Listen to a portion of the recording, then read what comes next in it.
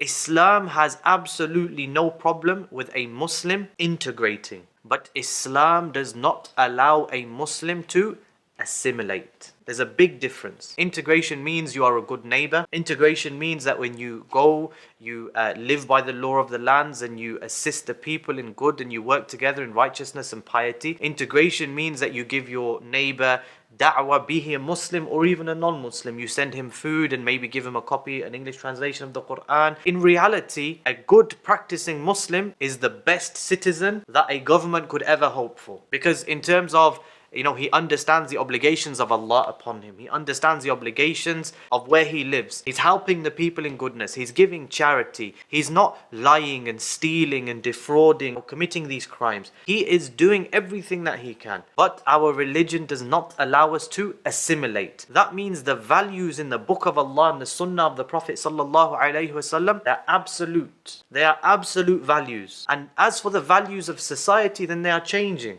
Something that was maybe looked down upon and frowned upon maybe 20, 30, 40, 50 years ago, for example, homosexuality. It was outlawed in this country. But we've seen how their values and their moral compass has flipped 180 degrees, and now to say something against them is against the law. And so you see how the morals and the etiquettes of the society change, but the morals and the etiquettes that Islam teaches us, they are absolute. So a Muslim, he integrates, but he doesn't assimilate. He says with the greatest of respect, you have your values and you have your beliefs. I am entitled to my values and my beliefs. You can take your values from the society, what society considers to be good and acceptable.